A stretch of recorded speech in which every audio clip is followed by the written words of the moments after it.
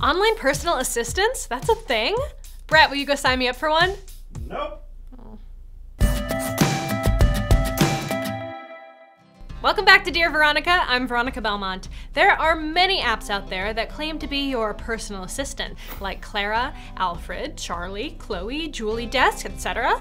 However, these are still just apps. They have a long way to go before they can match an actual human managing aspects of your life for you. Dave Friedel on Twitter wanted to know, is a personal assistant online safe and worth the money? I just so happen to know a guy that has used a few services that actually connect you with a real human being, often in another whole country, that helps to make your life a little less insane.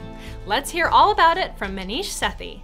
Just like every question, the answer is it depends. The truth is, you have to be ready to manage your assistant. The assistant doesn't just start off doing it for you.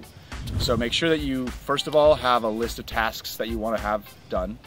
Secondly, once you've started hiring and testing out your assistants, you have them execute on those tasks with you. They're going to need your personal supervision for the first weeks of the job, just like any employee.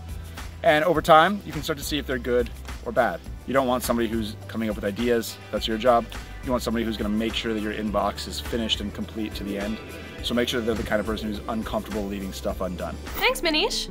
Some of the sites that he recommended to us include staff.com, upwork.com, and zirtual.com. He also makes a very cool product called Pavlok, by the way, which shocks you when you do a bad habit that you predefine.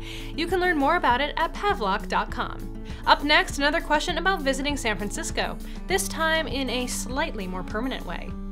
Dear Veronica, possibly moving to San Francisco soon. What tips do you have for quality and inexpensive short-term lodging there? Jim Moreno. Oh boy, inexpensive? Good luck. San Francisco is one of the most expensive rental markets in the country. To bypass Craigslist pages, I'd actually ask someone who lives in the area to post on your behalf to Nextdoor, the invite-only social network for neighborhoods. People are always looking for someone to take a spare room, and sometimes friends of a friend can get a better deal than just some random person from the internet. If that doesn't work, well, you might want to consider East Bay and just eat the commute time. Those rents aren't getting any better either though, and Airbnb is probably not going to make much of a difference either for price. Good luck! Finally today, a super fun one. @GJuni asks on Twitter, Dear Veronica, I'm moving into a new place. How should I name my Wi-Fi network? Of course, I took this one to Twitter because you guys are way better with coming up with this stuff than I am. Pretty fly for a Wi-Fi. LAN of the Lost. I started naming mine something cryptic that sounds dodgy. Current one is CSA Surveil 1. Tell my Wi-Fi lover.